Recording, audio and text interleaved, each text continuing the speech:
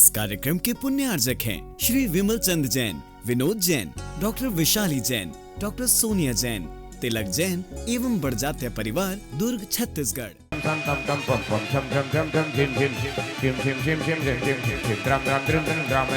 ओम नमो बृहते भगवते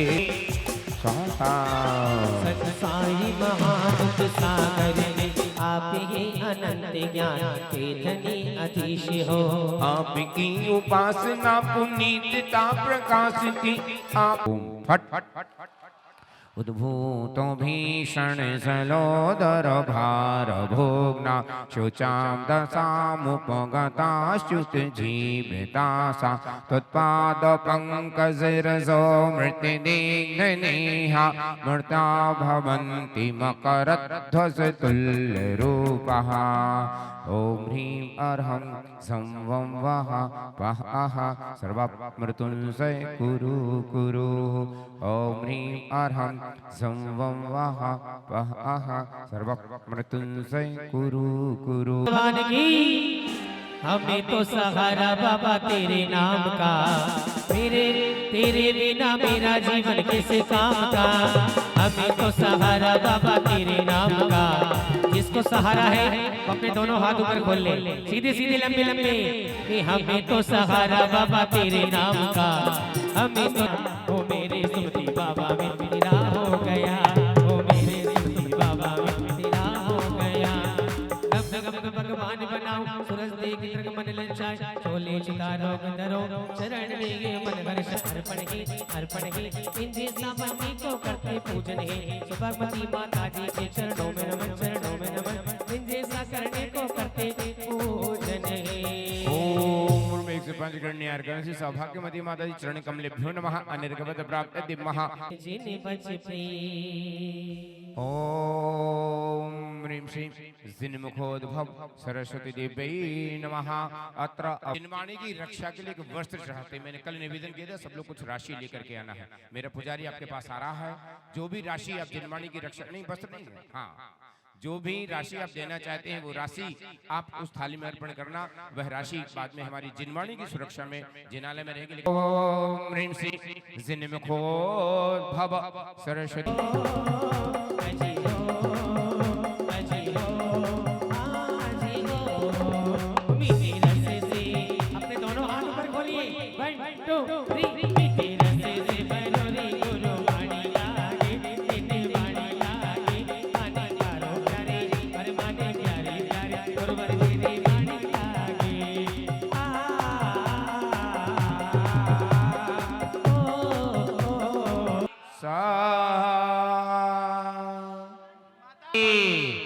आइए इंद्रमल्ली साहब। ओम ह्रीं श्रीं जिनमुखोद्भव सरस्वती देवी नमः। अनिर्गत प्राप्त दिव्यः अर्घ्यं निरूपयामि शांत कोने में चार लोक स्तूप बने, तीन लोक आकार धरे, एक योजन ऊंचे रम्य घने।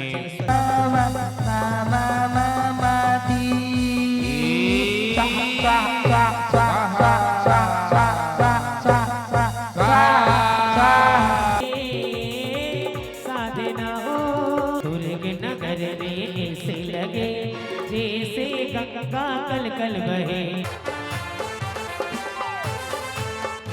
सारे के सारे विधान में व्यक्तिगत रुचि लेते हुए पूरे समय विधान में बैठते हुए इस कार्य को संपन्न कराती हैं। इसलिए मैं समझता हूँ ये सारा का सारा अनुष्ठान इतनी भव्यता के साथ संपन्न हो सका है।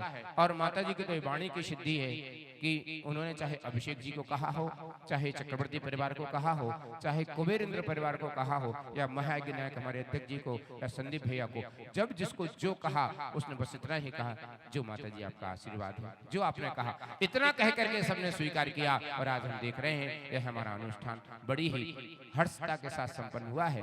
सबसे बड़ा हर्ष मुझे इस बात का है कि विधान तो बहुत जगह करते हैं, लेकिन इसी विधान के बीच में हमने एक संलेखना समाधि को होते हुए देखा है।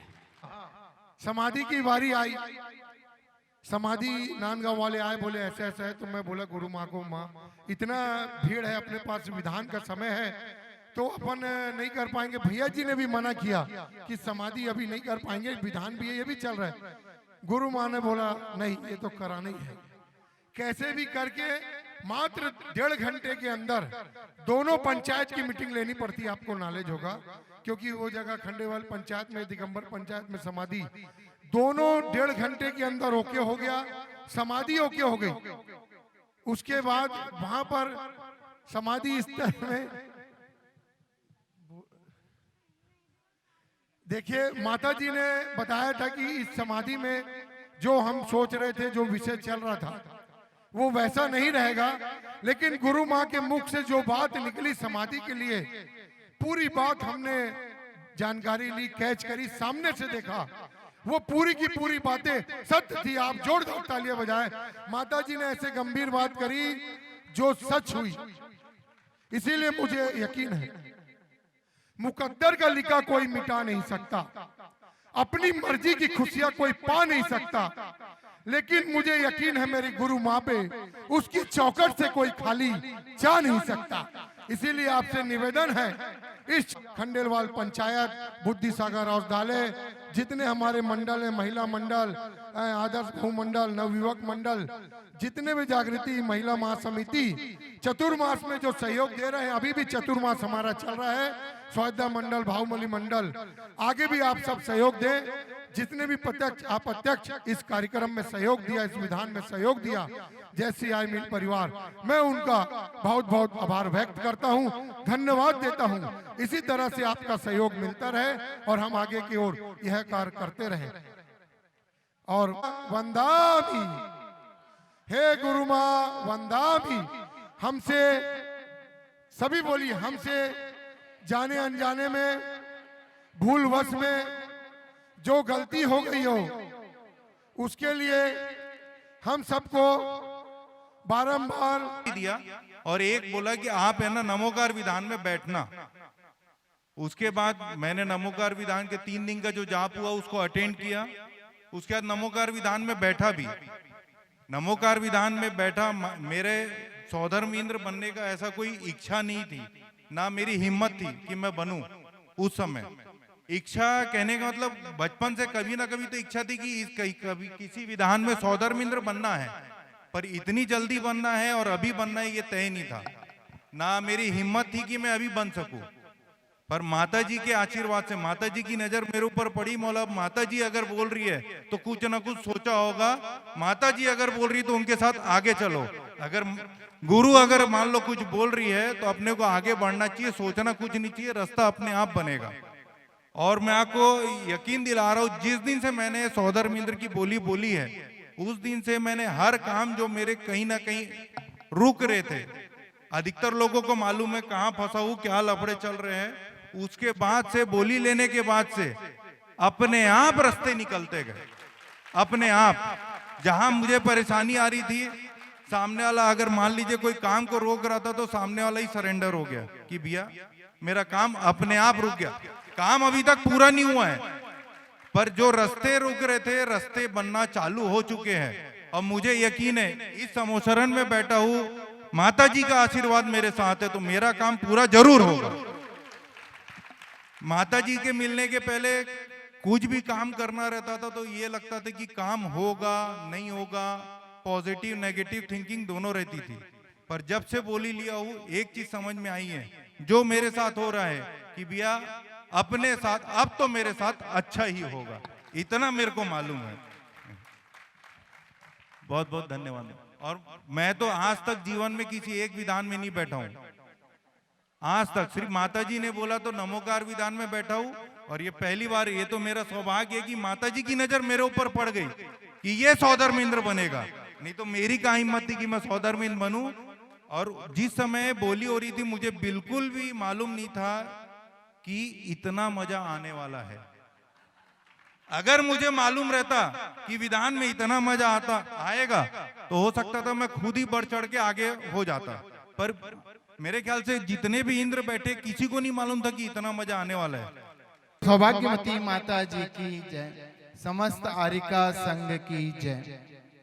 भैया जी वंदन।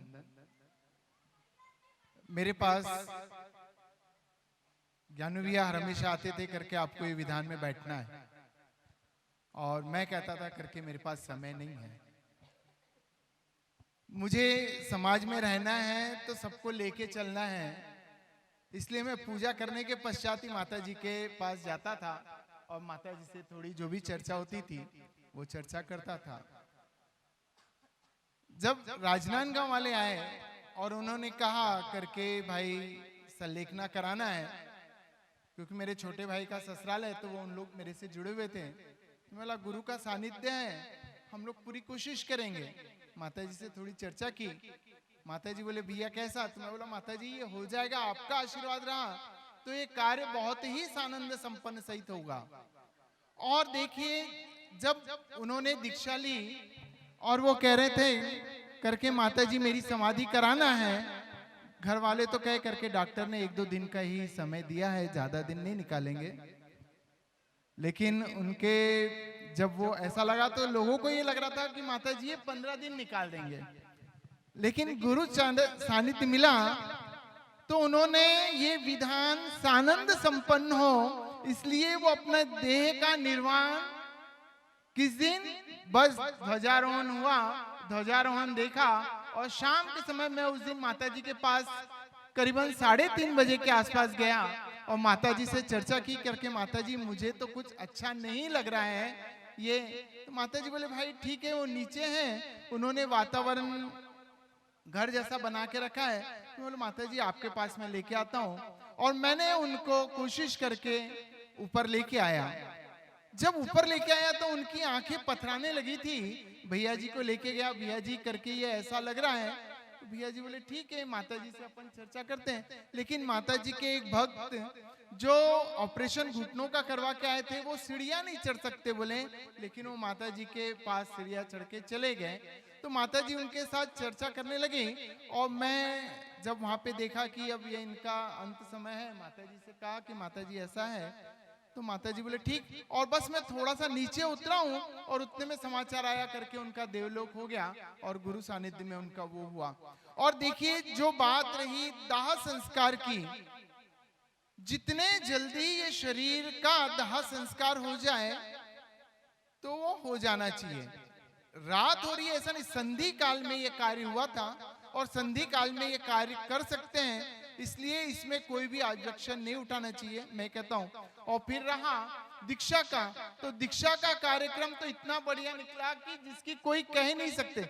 सब जने तो कहते थे ये निर्मला क्या दीक्षा लेगी यार, इसको इतना गुस्सा है, लेकिन उन्होंने अपने आप को इतना सरल बना लिया कि वो गुरु चरण में जाके अपने आप को निर्मल नाम से निर्मल कर दिया और गुरु के चरण में वो आके अपना आत्म कल्याण कर रही है। मैं यही चाहता हूँ कि आप भी एक दिन सिद्धशिला में जाए और वहां से हमें ऐसा आशीष दें कि हम भी आपके पीछे पीछे आ जाए। और ये विधान का तो क्या कहना, गुरु का जहां भी आशीर्वाद होता है और इतने सारे भक्त यदि निस्वार्थता से बैठते हैं तो वो हर कार्य सानंद संपन्न होता है। और मैं यही आशा करता हूं कि माता जी आप जहां भी जाएं तो हमारे दुर्ग वालों का नाम अवश्य ले कि उन्होंने इतने सरल सहज और अपनत्व की भावना, यानी माता जी आप देखो आपका कहीं पे भी चातुर्मास होगा तो वहां पे अध्यक्ष में या समाज में मन मुटाव जरूर होता होगा, लेकिन हमारी दुर्ग की एक समाज ऐसी है कि यहाँ पे जो भी बात होती है तो जाजम की होती है, आपस में लड़ाई नहीं होती और हर कार्य सानंद संपन्न होता है। मैं यही चाहता हूँ कि इसी तरह से सानंद संपन्न हर कार्य हो और गुरु चरणों में नमोस्तु करते हुए मैं विराम देता हूँ। नमोस्तु माता जी, नमोस्तु नमोस्तु। मेरे यहाँ आप जानते होंगे मेरे कॉलेज में कई संघ आते हैं, कई चले जाते हैं, बहुत संघ आते थे जाते थे, पर पता नहीं जब से माता जी को देखा था, जब आई थी पहली बार जब आई थी तो आरिका माता जी को देखा तो मेरे मन में पता नहीं क्या लगा, ऐसा लगा कि ये मेरे भक्त भगवान मिल गए।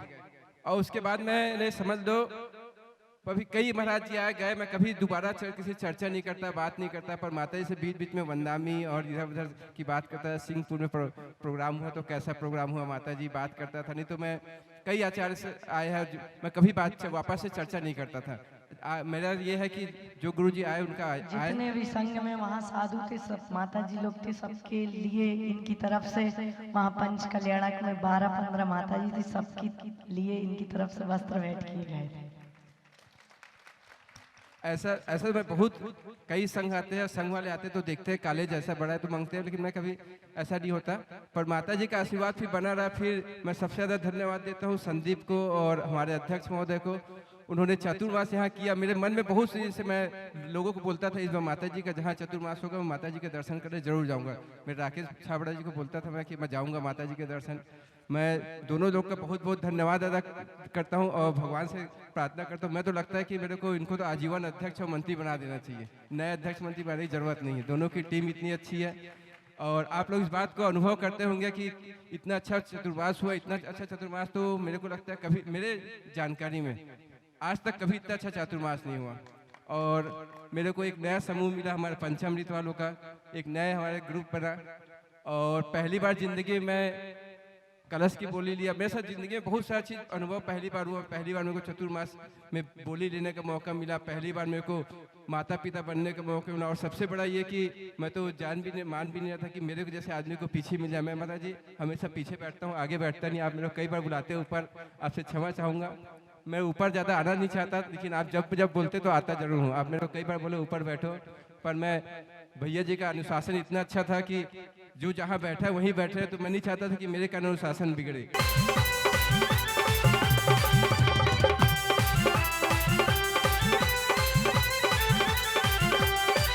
आया मंगल लेने बड़ा प्यारा नवाज सब झमक लगाओ जी कारा मन खुशियों में आई दिया लगे